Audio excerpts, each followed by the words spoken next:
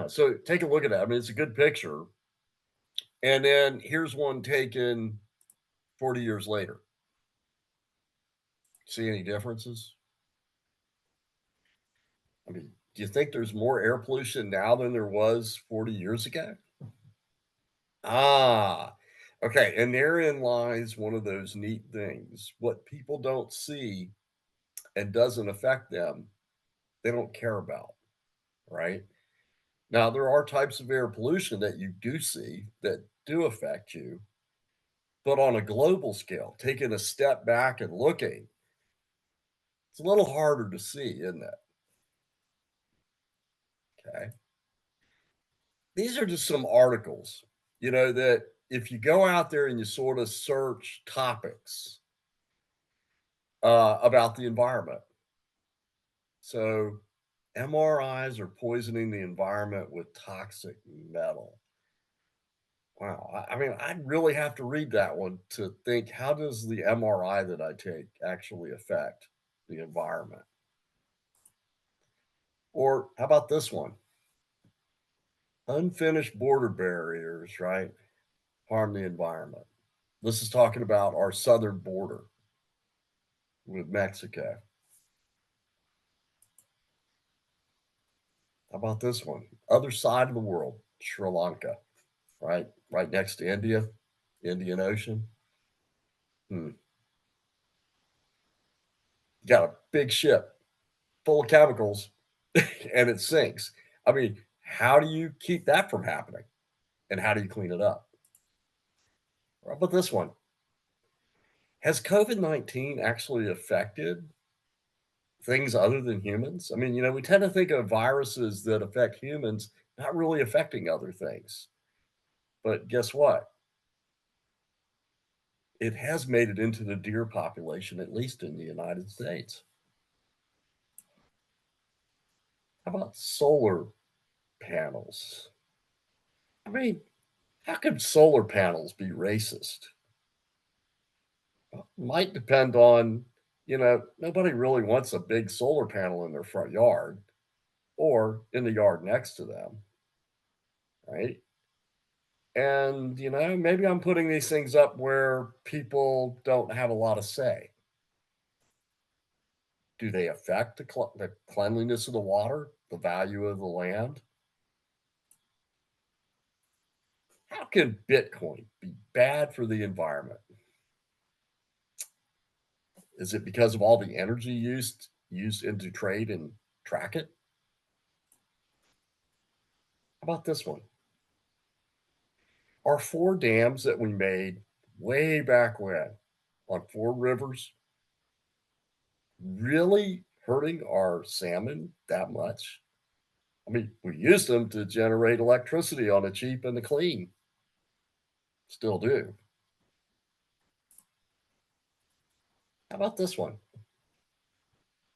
Took them 20 years to finally get the guy who was out there poaching tigers.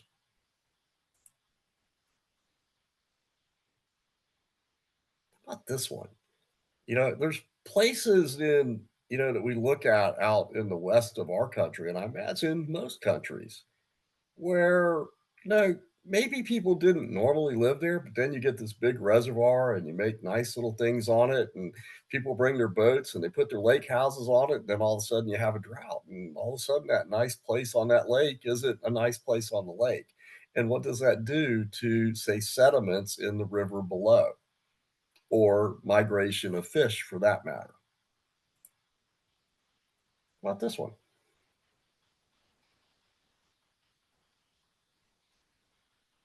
Yeah.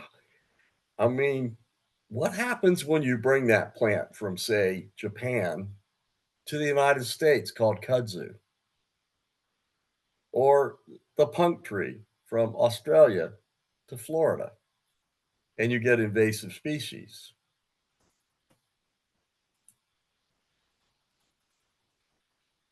Wow. I mean, whoever would think that your earthworms were bad, but if they're not the right species, ooh, now all of a sudden we could have a competitive problem. And how do you get rid of it?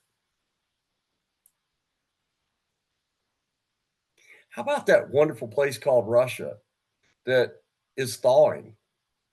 And things that were in the permafrost in the ground are thawing. And what if that has a bunch of methane in it that's released into the environment? At 32 to 34 times the value for heat retention than CO2, it becomes a serious problem as a greenhouse gas.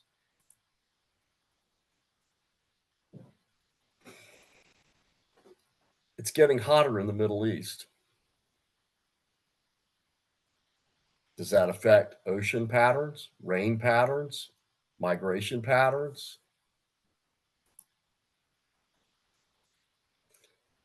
3 years ago, a massive algae bloom killed 2,000 tons of marine life.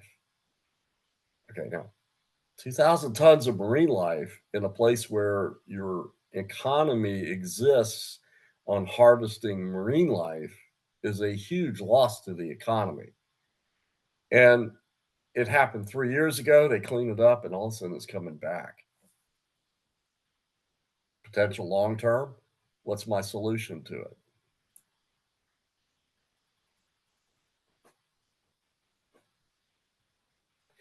Taking a look over periods of time, millions of years, sometimes hundreds of thousands of years, tens of years.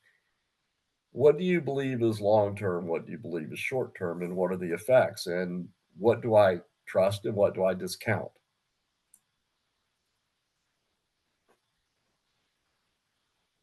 So, all this heat in Europe, it's affecting Iceland's ice sheet, just like Antarctic ice sheet is.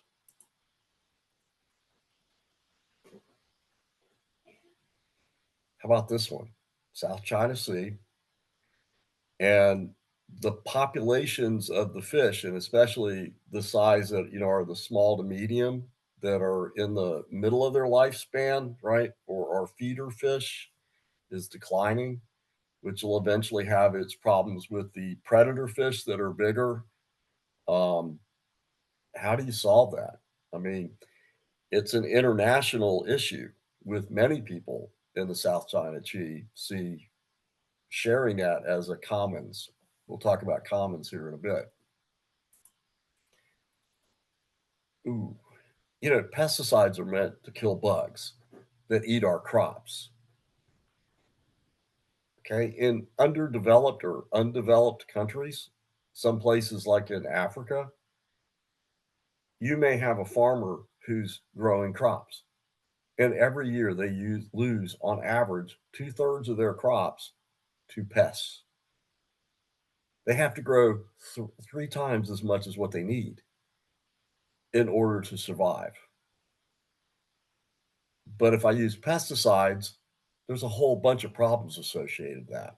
Mostly we think about the bugs, the bacteria, whatever it may be, getting resistant, or the harmful effects that DDT, for example, had on the eggs of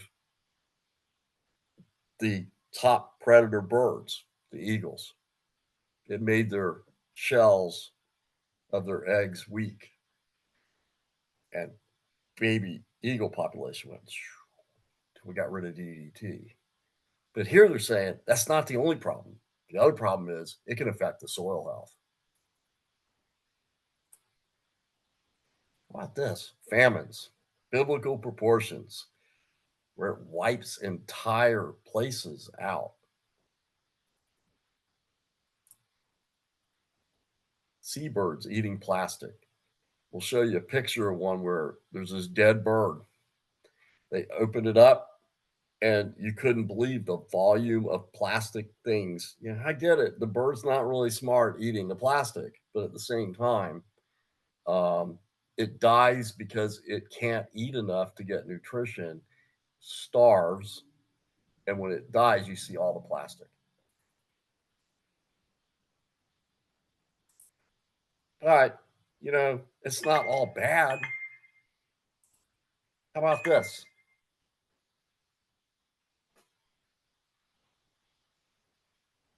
Now, could there be some bad things associated with giant wind turbines? Yeah, and we're going to talk about them. How about this? How about somebody that develop an app to track people around the world and what they're actually polluting versus what they're reporting. Almost like somebody around the world that's watching all the big polluters, including us here in the United States, and going, well, really, this is what you're doing. And maybe there is somebody out there that then says, okay, maybe we need to take accountability for that.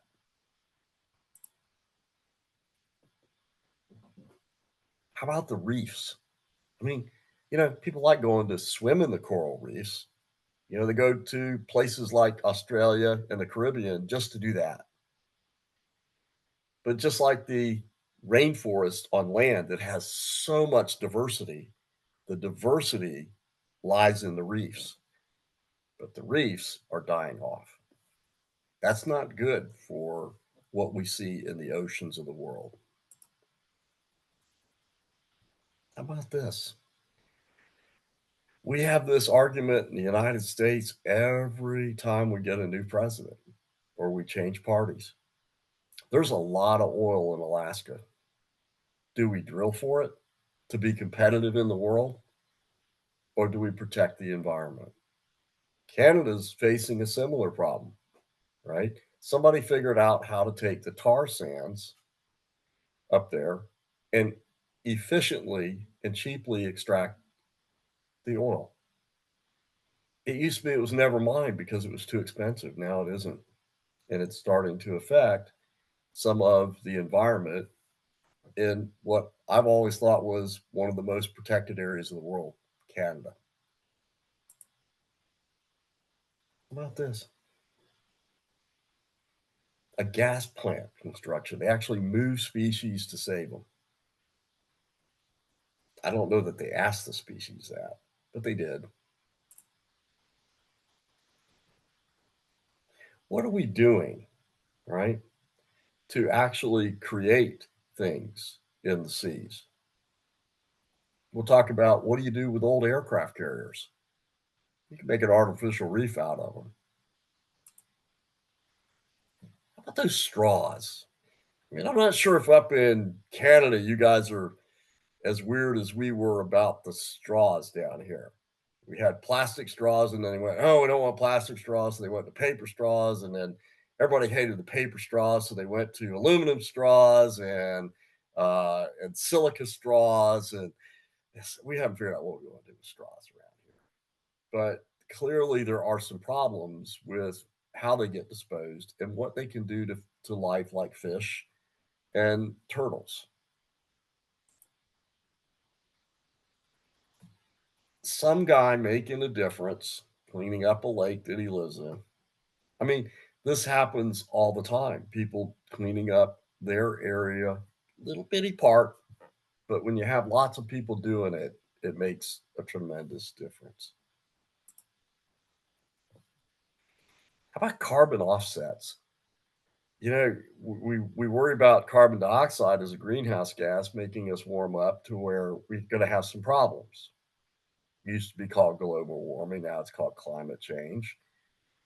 But what if I can have a company that has a really good product that I need that produces CO2, buy credits to do a little extra CO2 from a company that has reduced their CO2.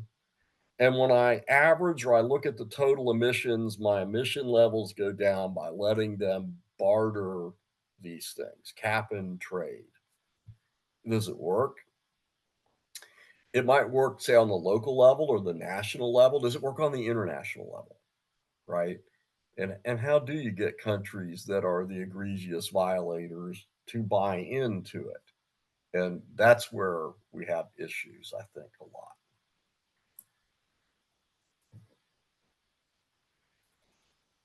A native dog species in Africa that's been restored, which then might actually, because it's a predator, restore some of the subspecies. We'll talk about that one and when we look at wolf reintroduction in Yellowstone. Interestingly, a lot of countries have come up with really interesting ways to clean up the air. um, or how to generate electricity cleanly. There's a place in Brazil called Caratuba, and they have these bus lanes in the middle of the road. So you got road on each side and bus lanes that go this way and that way.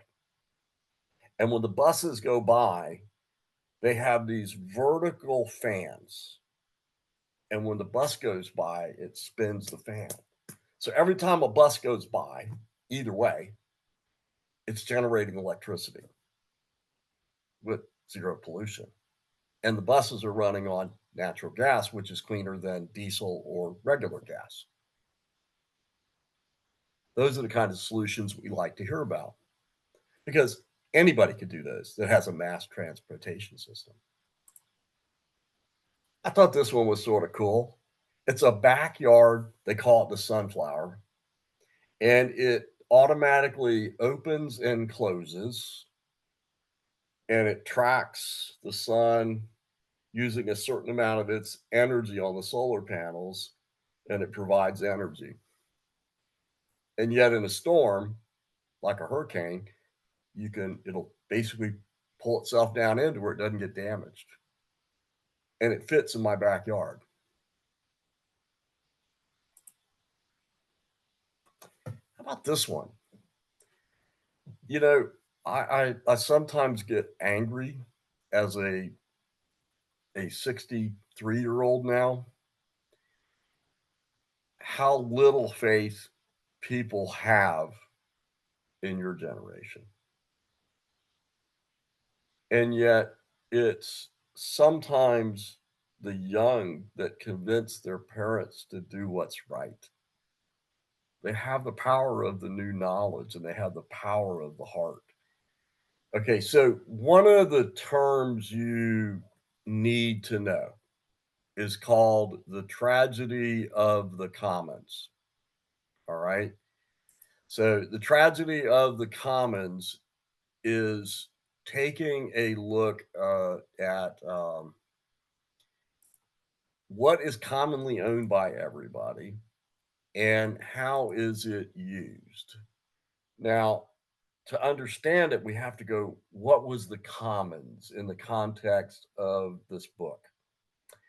And it used to be in Europe, specifically England, you had people who owned a certain amount of land, but within the towns, there were open fields that nobody owned. And so people would bring, say, their sheep to these fields, let them do whatever they wanted, and the fields would get destroyed because they got overused. So somebody went, well, let's run an experiment. Let's take that big common field and let's put little fences in and make a little plot for each person, each household. And they can put their sheep on their little plot, but nobody else's.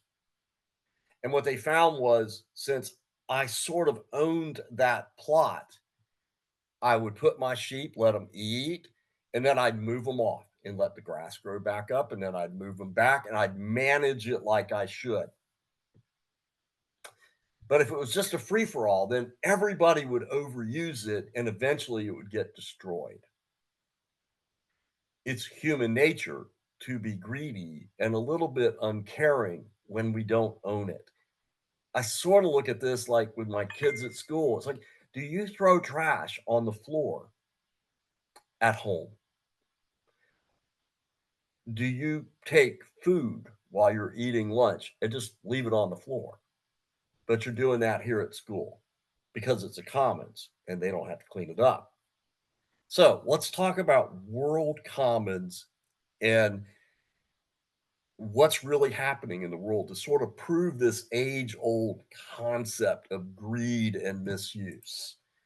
So when we think about this whole, Grand Banks out here, up towards you guys, right? By the way, I forgot to ask, where are you guys from? So, Easton, where are you from? Toronto. Toronto, okay, and Winnie, I'm from Vancouver. British Oh, Columbia. Vancouver, like the other side of Canada, Yeah. West Coast. Mhm. Okay, all right. And who is it? Tony? I'm also in Toronto. Oh, in Toronto. Okay, so 2 in Toronto. So I actually went on a cruise starting in Quebec City, and we went all the way down here, went past Prince Edward's Island, and then down here in Nova Scotia, New Brunswick, and then ended up in Boston. So I got to see some of this up here, right? So when we think of technology, I still remember as a kid, my buddy had a little boat and we would take it out and do some fishing, just to waste time on the little lake. And he got this little thing that was so cool. It was a little screen and you put it in the water and you looked at it and it would show you where the fish were. And man, you could catch a lot more fish if you knew where they were. Now imagine taking that and putting it on a colossal scale on really big ships that are fishing. They literally go in and scoop up the fish. And what happened was everybody got the technology to compete, the nets got bigger, and all of a sudden, you do not have cod there anymore, where cod was everything to these people. And those cod stocks are still low today. They don't fish near as much as they used to because of technology. So this whole area got shut down and they finally went, okay, internationally, we've got to agree on this. We can't have fishermen from different countries coming in not obeying the rules. And so internationally, they're starting to regulate this stuff. How about this one? Now, a gyre in an ocean, ocean currents because of Coriolis effect sort of do this in the northern hemisphere and this in the southern hemisphere.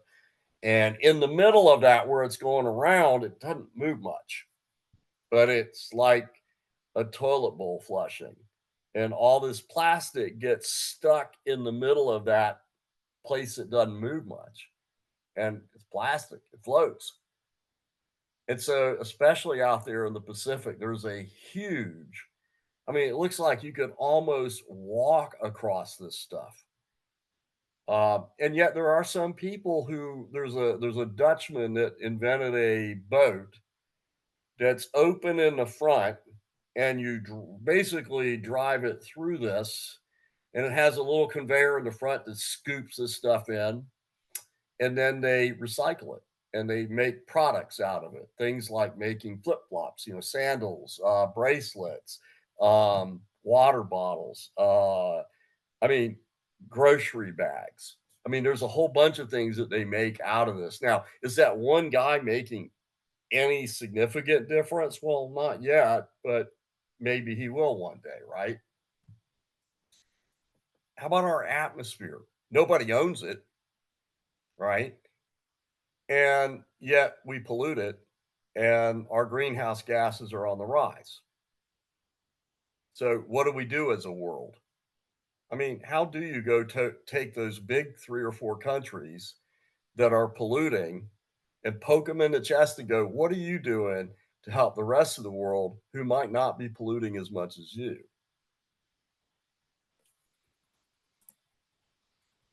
How about this one? Gulf of Mexico.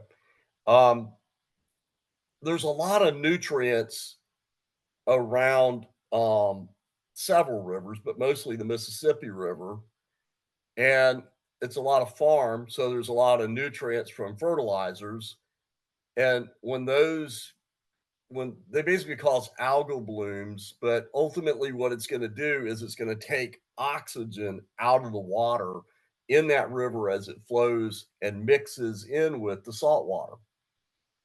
And where that used to be thriving grounds for things like shrimp and fish and crabs, especially for the young ones who caught a nursery, there's no oxygen. They can't survive in it. So you have an anoxic zone that's basically a kill zone for any fish or whatever that gets stuck in there. What's the solution? I mean, are you going to tell all the farmers in our country, you can't use certain fertilizers. Well, maybe that's what we need to do, right? How about this? Hmm. Okay, so I'm just curious, how many of you have lived in a big city in, say, China? Eh, I can't see hands, so you're gonna have to tell me. I can't see your pictures for some reason. Oh, yeah, I have. Okay, did you ever see anything like this? Oh, yeah. What city? Uh, a city in China, like those big one. The big cities. Okay, Yeah. so like Shanghai, Yeah, yeah. Beijing. Okay, all right. Hmm. What's the problem with traffic congestion now? I mean, Um, other than it wastes time. a lot of pollution, like the smoke. Yeah, just for the cars sitting there running, Um, right? Okay, all right. And people get probably pretty upset. How about this one? You got a bunch of people living in a place called Los Angeles and then also in San Diego and Southern California where there really aren't a lot of rivers. It's dry, but yet the population's increased. So I've got to get that water from somewhere. And so they got it from the aquifer, the water that's underground in the rocks. But the problem with that is once you pump it all out, that water is like inflating a balloon. And when the water's gone, the land slowly, slowly gets compacted. And then you have no aquifer. You can't put water in it anymore. Serious problem. How about unregulated logging? I mean, in Canada and the US, logging, you got to have a permit, right? And it it it's a process. And you have to go back and plant a certain amount. But how about in places, say, in the middle of the Pacific, big islands with nice wood like teak, or the Amazon rainforest where there's nobody there to control what you're logging? Hmm. People are making a lot of money off that. So, how do you regulate it? So, you have to have some kind of solutions. And the reason I'm putting this slide in here is when you do free response questions, they're going to go, what could be a problem associated with this? Deforestation. Why would it be caused? And you'd have to go propose some legislation or propose a solution to, and then you propose that. And then you go, what would be the outcomes? And then you go, what would be the tangential outcomes? Like, I allow deforestation to not happen because I'm creating a law for oversight on it. And anybody that gets caught buying legally farmed wood in the world then gets penalized by the big powers in the world, the economic powers. And you go, okay, good. So they're not doing that. So what's the benefit? Well, the benefit is that the rivers aren't as polluted because of it, because of runoff, and the species that are there can be restored. So you have to start thinking about these types of solutions and know when they're appropriate and what the benefits and then what might be the side benefits of it in your free response questions. Okay. All right. That gets us through two of these. We're going to hit scientific method really quickly. We're going to go over scientific method. And I know you're probably tired of hearing scientific method because every science class, it's like the science teacher wants to tell you how to do scientific method. I'm going to approach it from the perspective that you know what scientific method is, but that you need to be able to learn to verbalize it and you need to know how to answer a question about an experiment that some researchers done and identify the components of their research experiment, each part of it, and then be able to do hypotheses about it and predict outcomes and go what data would support it or refute a claim.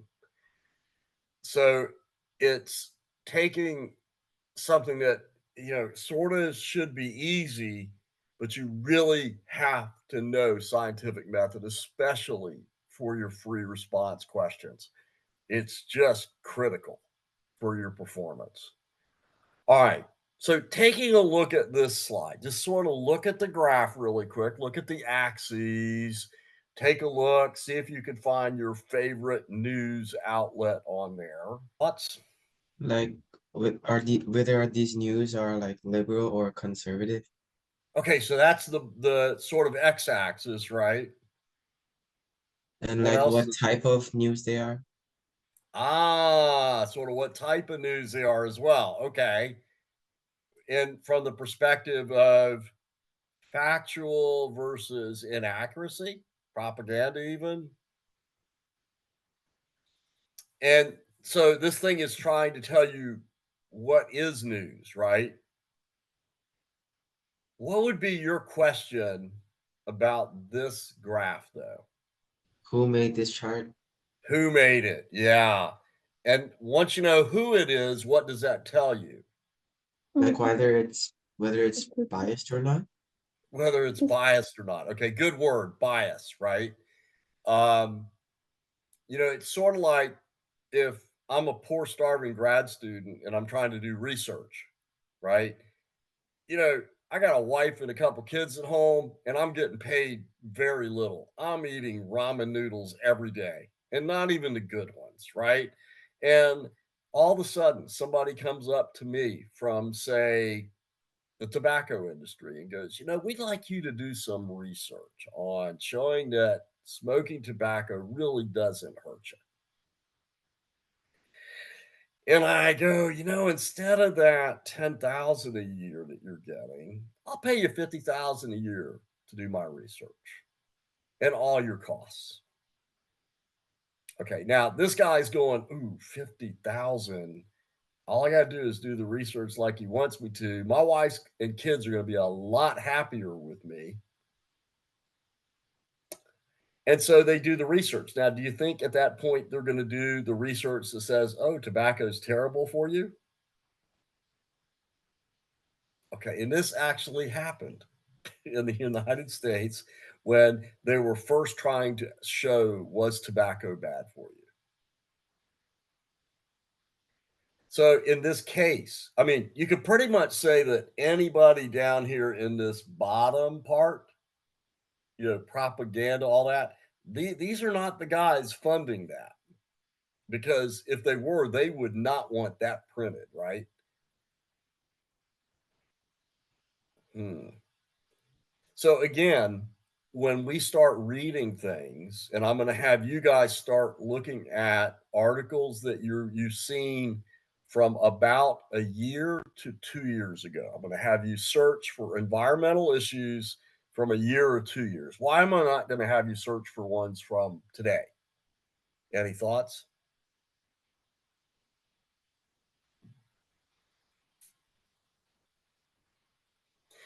It takes about 2 years for people like my wife to create the questions, get them approved, and then get them into the next test.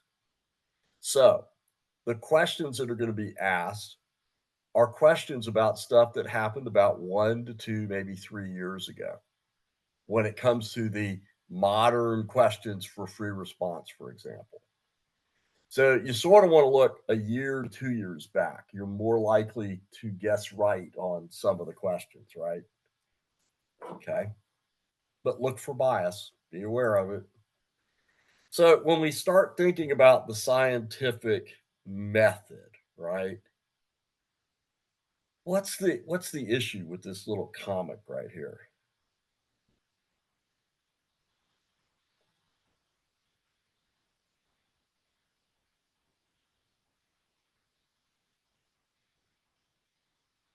Like scientists think differently? Yeah. Okay. So you're the person, that touches the lever and goes like this and gets zapped, right? In science, we do repetitions, right? So, a normal person wouldn't want to go through that. Although I did meet the guy when I was a kid that got struck by lightning 7 times. Used to work up in a tower where they used to look out over the forest to check for forest fires. And he was just one of these unlucky guys that got zapped a few too many times. He was a little strange though. Yeah. All right. Do you remember the steps? I mean, if I go, tell me what are the steps to the scientific method? Where would you start? I mean, what is the start for all of the scientific method? What's the first step? Like create a topic, create a question. A question, topic. You sure that's it? Anybody want to disagree with him? Tell Tony he is absolutely wrong. And by the way, it's okay to do that. Tony will not, we won't kill his ego if we tell him he's wrong on something, right? Am I right, Tony? Okay, cool. All right. So what if we put this out there? How about the observations? I mean, let's think about something, Tony.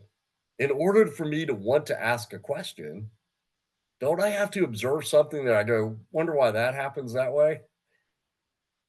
Does that sort of make sense? Okay, so usually, and not always, but usually some observation, somebody goes, wait a minute, that's a little weird. Why'd that happen? Okay, so we look at, sort of background research, ask the question. Then we form a hypothesis, right? What we think might actually happen and why. And then we design an experiment to test that. We gather the data, we present the results to it, we analyze, draw conclusions, and then we submit it for peer review by other scientists who then have to be able to repeat our experiments and get pretty much the same results. Otherwise, they go, what are we doing wrong? But how about that whole thing on the left? Does that look linear like the one on the right does? Science and experimentation, we love to put it in this stuff on the right. Just bing, bing, bing, you're going down through it, right? But the reality is, a lot of times we fail at certain steps and we have to go back and figure out why. All right.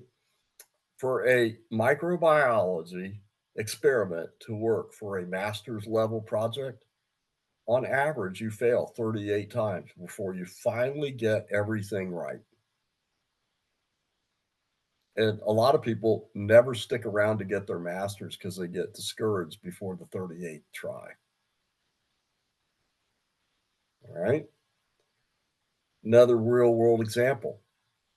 Back in the 1950s, 1960s, at least in the US, where pretty much most of the women were still housewives at home. It's the way it was. Man went off to work. The kitchen, the whole house was the wife's domain. She kept it clean. But you needed a different cleaner to do glass, to do mirrors, to do kitchen countertops, to do stoves, to do ovens. And there was this guy, a chemist, who went, God, what if I could make their life really easy and give them one spray bottle that they carry all over the place and it cleans everything? Instead of having 50 different bottles of stuff taking up lots of space. And so he started mixing chemicals and spraying and trying it on all kinds of things.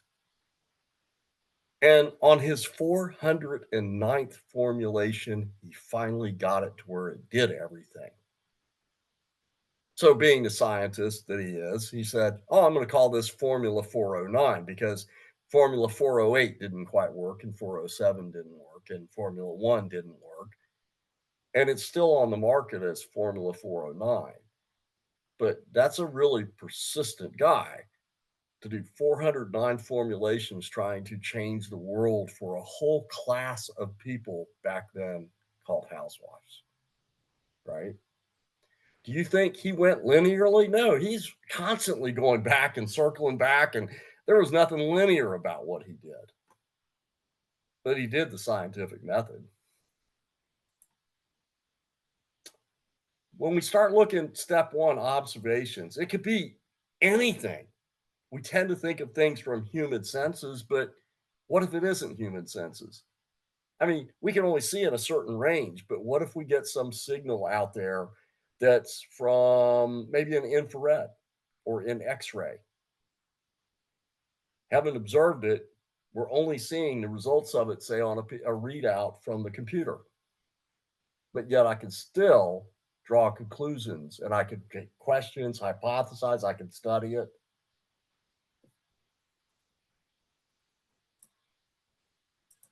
So, question for you: observation or inference? So, first of all, what is inference?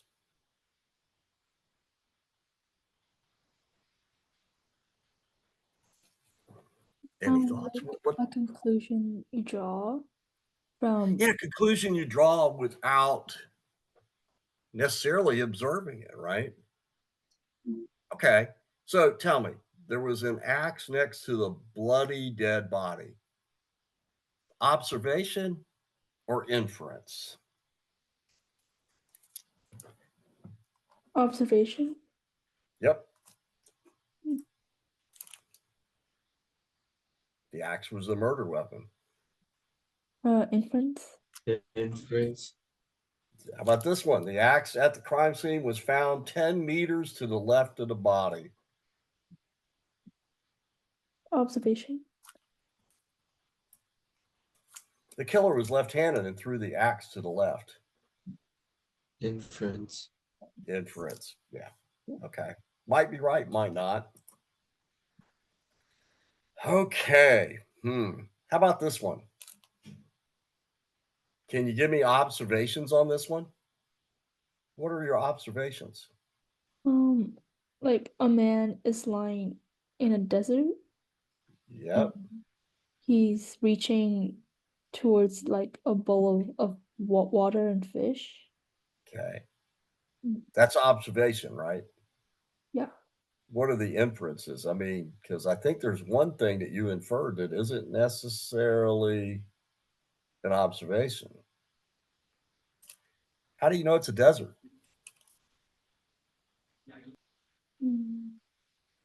Like the hills of sand, I suppose. How do you know that's sand? That could be snow. I mean, Canada has a lot of snow, right? True, yeah.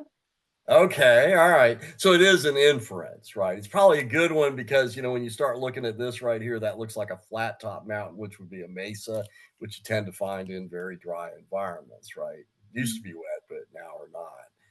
Okay, so sort of segueing out of that, do you realize that the humor in this one, like if you read this and you went, okay, that's sort of funny, is the humor a fact or inference?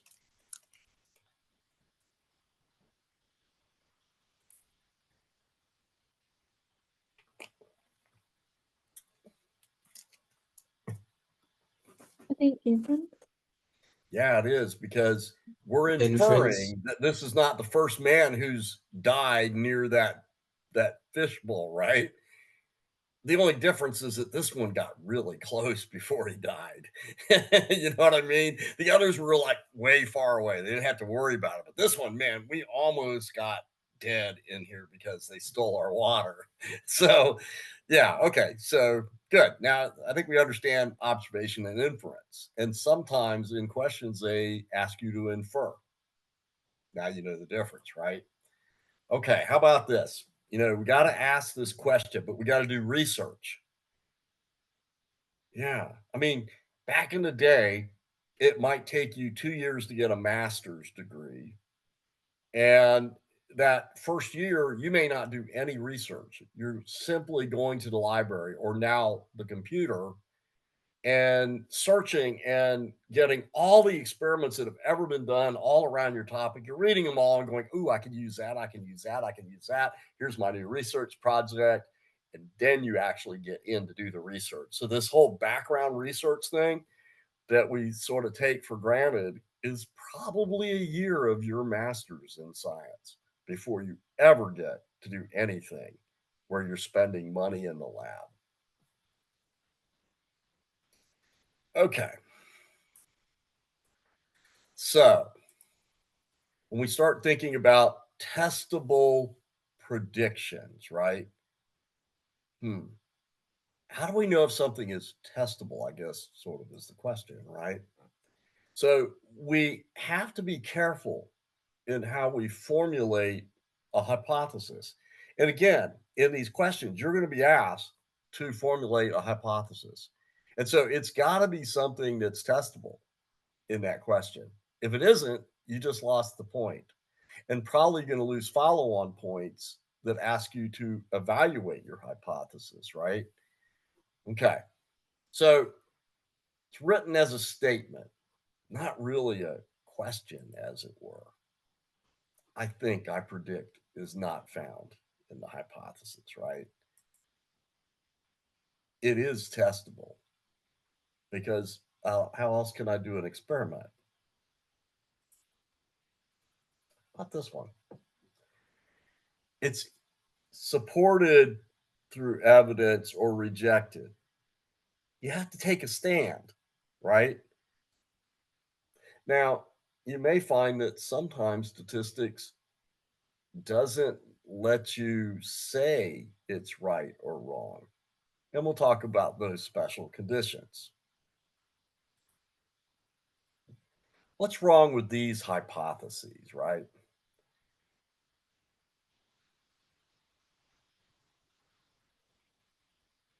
So what's the problem with this first one? Chocolate may or may not cause pimples. It doesn't take a specific stand. Like it Yeah, says now if it said, may hey, or it may. causes pimples, well, then maybe it does, right? I think salt in soil causes plants to grow slowly. Yeah, I think. Yep. There are ghosts in my closet.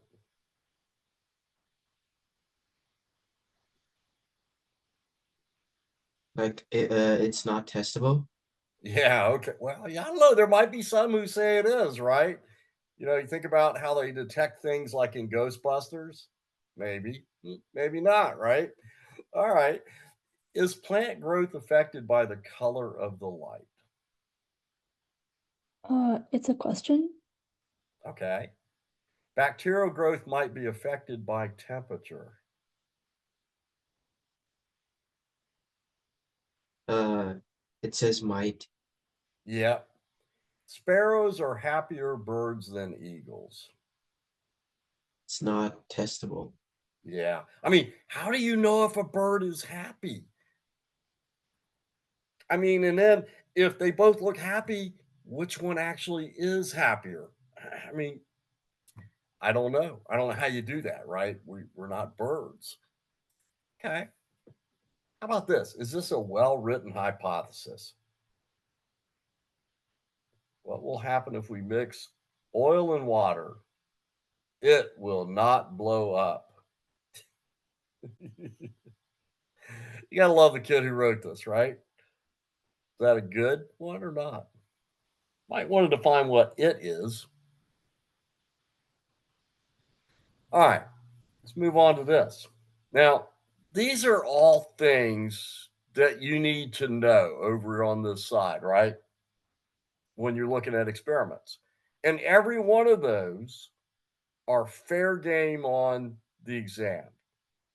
They can ask you what are the constants, the control group, control variables, dependent variables, experimental group, hypothesis, independent variable, large sample size, small sample size, qualitative, quantitative, repeated trials.